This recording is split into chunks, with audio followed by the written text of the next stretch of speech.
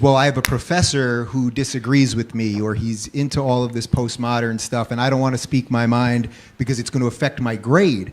And I used to say, a couple of years ago when I was doing this, I used to say to them, well, probably you should just suck it up, get the grade, and get out. And I actually completely disagree with that now, because if you guys now will silence yourselves, it doesn't suddenly magically get easier when you're in the real world and you have a job and a spouse and kids and all these other worries. So in a weird way, it kind of sucks for you now, and you want to get out and you want to get a good grade so you can get the good job and you can have all the things that you want in your life. But I think you're totally right that it will never get easier. It will just be a constant whittling away at your ability to ever do it. So if you think it's not easy now, it ain't going to get easier. Well, and every time, this is something else you need to know, and there's a very solid literature on this, is that, you know, one of the most ancient ideas that human beings have had is that in some manner our spirits speak being into existence, you know, and it's like the hallmark of consciousness, and it's one of the reasons that individuals are valuable, and it's a very deep idea and a very necessary idea, and I believe one that's fundamentally true, but it carries with it certain more mortal perils, you might say. If you falsify your speech in the service of a proximal goal, you corrupt your soul. And, or I could say more technically that you damage your psyche. Those are very similar ideas. But the evidence for that is crystal clear. You know, because what happens to people who say things they don't believe is they come to believe the things they say. And the reason for that is, we talked a little earlier about the fact that a lot of you is unarticulated, right? And so there are things you know, but you don't know that you know them, and you don't know how to talk about them. And so then what you do is you decide that to reach a proximal goal, like getting a good grade, well, you have to say what the professor wants. So you write out an essay, you know, there's no soul in it, and you feel sick while you're writing it, and you're not interested in it, and you feel small, which are all hints from your being that you shouldn't be doing that, but you do it anyways. And then at the end, you've got two choices, like you're either a liar and a coward, or you believe what you wrote.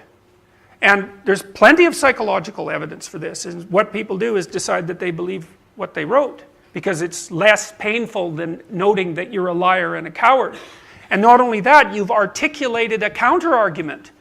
And so your original conviction remains unarticulated, and the counter-argument is articulated. So you've built yourself your own enemy, and you will pay for that. You pay for that with a diminishment of your character.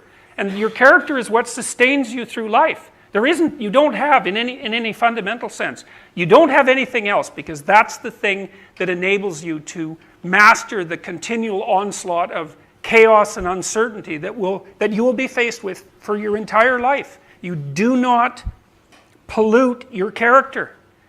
You pay for it. And so does everyone else. And if it goes far enough, then everyone else pays horribly for it. And it's the lesson of the 20th century. So don't do that. And if you do that at university, it's like a mortal sin. It runs absolutely contrary to the spirit of the institution. It is precisely the opposite it's the absolute polar opposite to why you're here. Do not do it. And it's also a kind of second-rate cynicism, because even though there is a fair bit of rot in the academic institutions, most of the time, if you write an articulate essay that the professor doesn't agree with, you will not be punished with a failing grade. It's very rare that that actually happens. Now, there is the odd professor who's so damn corrupt that that's going to be the case, but I've talked to lots of students and counseled them to write down what they think, and their grade generally surprises them quite spectacularly, because they're invested in the damn essay, and so they do the work, right? And they put a little passion into it, and they're not bored by it or made sick by what they're producing. And then they end up with a grade that's far better than they think. So, you know, often it's well, I'm going to take the easy route out, but I'm going to justify it by relating it to my career progress. It's like, really, guys, that's pretty pathetic. You know, seriously, it's pathetic. And I don't mean to be morally judgmental. I mean that it's pathetic in that what it will do is make you weak and craven. And probably you don't want that. You know, like, why would you want that when you could be strong and forthright instead? Like, that's a way better choice.